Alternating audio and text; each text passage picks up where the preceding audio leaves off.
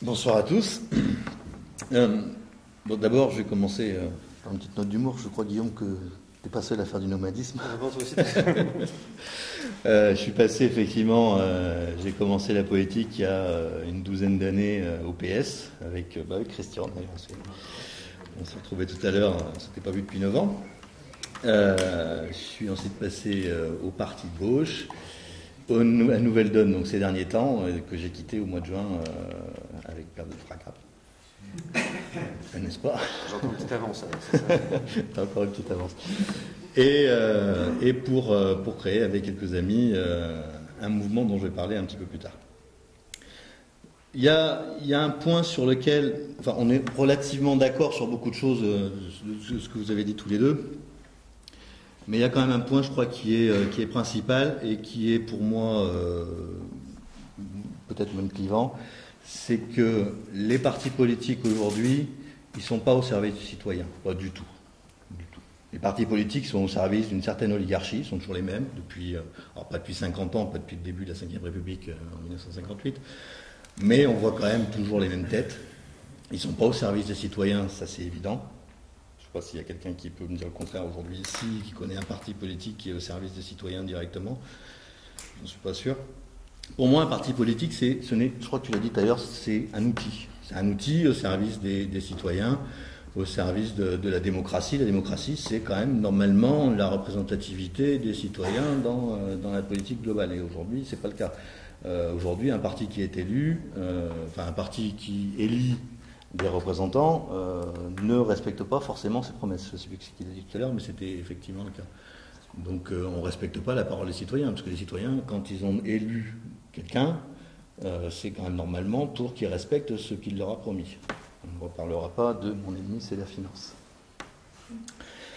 Voilà, donc c'est le point, je crois, qui est vraiment principal pour moi, et c'est pourquoi d'ailleurs on a créé ce mouvement qui s'appelle IDEA, et dont je reparlerai éventuellement en dehors d'ici, si moins qu'on en ait le temps, qui est d'avoir un mouvement qui soit composé de citoyens, qui travaille pour les citoyens, et qui soit uniquement un outil, et dont forcément les têtes, les bureaux, etc., ne soient ni salariés, ni permanents, ce ne sont que des bénévoles, des gens qui passent, qui peuvent être remplacés, et qui sont vraiment au service des citoyens. Donc du coup, en lien direct avec toutes les initiatives citoyennes, nous, ce qu'on veut, c'est donner des outils, être un point central avec un socle commun, puisqu'on est quand même à peu près tous d'accord sur beaucoup de choses, je ne sais pas combien, on va dire 80% de nos idées, avec la gauche du PS, avec les écologistes, Europe Écologie Les Verts et ou les écologistes, le parti de gauche, ensemble, enfin j'en citerai une Nouvelle Donne, bien évidemment, j'en viens, c'est que j'ai quand même les mêmes idées qu'eux.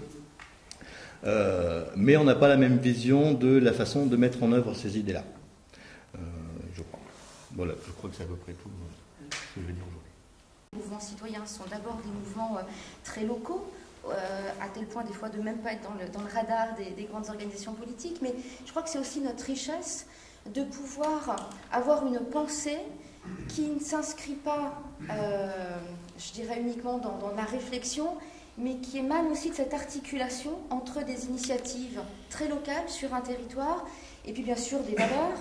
Et cette pensée-là, du coup, elle s'incarne localement, et c'est vraiment ce qu'on cherche à promouvoir. Donc je me retrouvais bien, et c'est peut-être en ça aussi qu'on n'est pas un parti politique, effectivement, en tant que tel aujourd'hui, mais on est resté mouvement citoyen. Alors la question qui me venait en vous entendant, et j'en finirai par là pour l'instant, c'est finalement, est-ce qu'il faut faire politique autrement, ou est-ce qu'il faut faire parti autrement? Est-ce que c'est la question du fond? Est-ce que c'est la question de la forme, des outils dont on est en train de débattre là? Voilà, je poserai juste cette question. Merci. Ces mouvements citoyens qui veulent changer quand même la société, ou le territoire, ou le micro-territoire, pour la plupart sont attachés à la démocratie représentative, et veulent bien, à un moment, à une élection parmi d'autres, participer à l'élection. Mais on sait très bien aussi le coût que ça a participé à une élection. Et là, je me dis, même très, très concrètement, comment on fait? C'est bien beau de dire les mouvements citoyens peuvent, avec les partis autour de causes communes, ça c'est extrêmement important, parce que c'est comment on va redéfinir des causes, mais comment un mouvement citoyen, ou une nouvelle force, peut participer à la vie politique et participer à l'élection. Quand on sait qu'il y a une forme de primo-sortant, ne pensez pas à primo-sortant en termes de nombre d'élus, mais quand on a des élus, on peut retourner aux élections d'une certaine manière, et quand en plus, les principaux partis, eux, bénéficient déjà d'une aide dans l'organisation notamment des campagnes. C'est un point quand même très matériel, hein, mais extrêmement important qui empêche aussi une forme d'innovation ou de nouveauté dans notre vie politique. Une chose, effectivement, le numérique, c'est pas du tout de la démocratie. C'est même loin d'être de la démocratie. Dans le numérique, il y a des gens qui savent. Ils savent retweeter, ils savent faire en sorte que quand ils ont un message, il y ait 5000 tweets, 5000 retweets, etc. Il y a des gens qui n'ont pas accès à Internet, encore aujourd'hui. Et donc, effectivement, c'est pas la démocratie. C'est un outil parmi d'autres. Je voulais revenir aussi sur... en fait, Christian, tu as lu mon papier. T'as parlé du temps long. Oui, parce que tout à l'heure, Olivier a dit qu'il fallait copier. Je crois que le temps long, il est cassé en fait par le rythme de la Ve République, par les élections, tout simplement. Et comme les partis politiques sont professionnalisés à outrance, on ne marche qu'avec les élections. Et des élections, entre une présidentielle et une présidentielle, il y a évidemment les législatives, les régionales, les cantonales, départementales, les municipales, et je passe sur toutes les élections locales de communautés de communes, de l'élection du patron du service de l'eau local, etc., etc. Il y en a tout le temps, et les partis sont là-dedans. Et les partis sont là-dedans parce qu'ils y ont un intérêt. En plus de l'intérêt financier qui ne vient que de l'élection législative qui est le centre du pouvoir.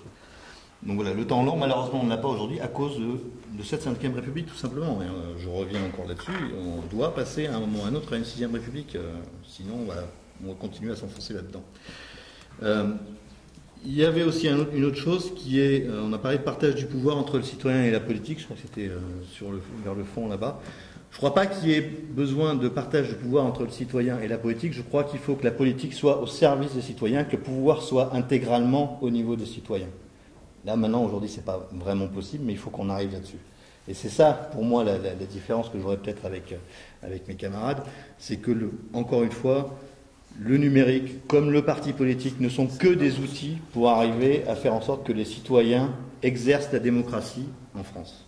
Voilà.